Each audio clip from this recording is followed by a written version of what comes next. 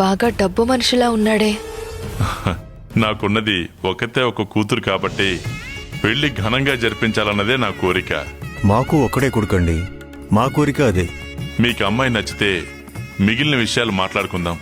నచ్చడం అంటే వస్తువుని చూసి చెప్పొచ్చు, కానీ మనిషి అన్న తర్వాత మాట్లాడితే కానీ చెప్పలేం కదా. నేను తనతో మాట్లాడాలి. సరే బాబు, దాందే ఉంది, వెళ్ళి కాసేపు మాట్లాడుకోండి. అమ్మా వెళ్ళు.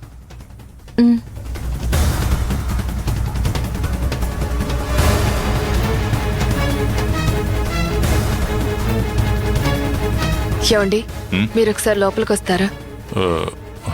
ఇప్పుడే వస్తాను.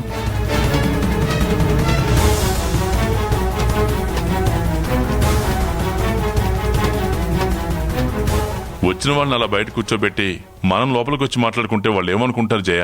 వాళ్ళిప్పుడు ఏమనుకుంటున్నారు అన్నది సమస్య కాదు, వచ్చిన సంబంధం ఎలాంటిది అన్నదే సమస్య. ఏయ్, మంచి సంబంధమే కదా, అబ్బాయి బాగున్నాడు. పెద్దవాళ్ళని చూస్తుంటే నాకు గౌరవమైన కుటుంబమే అనిపిస్తుంది. పెద్దవాళ్ల సంగతి వదిలేయండి.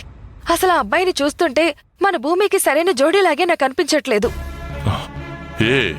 ఏ అని అంటారేంటి? వచ్చిన దగ్గర నుంచి కనిపించిన వస్తువులకి రేట్లు కడుతున్నాడు అంటే ఒట్టి డబ్బు మనిషినే కదా. అలాంటి వాడితో మన భూమి ఏం సుఖపడుతుంది? అలా ఎందుకు అనుకోవాలి? అన్నిటి మీద ఒక అవగాహన ఉండొచ్చు కదా. లేదండి, ఏమో నాకు అలా అనిపించట్లేదు. తొందరపడి పెళ్లి చేస్తే రేపు మన పిల్లే బాధపడాలి. అలా కాదండి, కాస్త ఆలోచించండి. ఖాయమనుకున్న సంబంధం చెడిపోయింది కాబట్టి ఇంకెవరు కనిపించినా మనకు నచ్చరు. నాకు ఈ సంబంధం నచ్చింది, భూమికి కూడా ఆ అబ్బాయి నచ్చుతాడనే నమ్మకం నాకుంది. లేనిపోని అనుమానాలేం పెట్టుకోకు. పద, మనం ఇక్కడే ఉంటే బాగోదు. రా.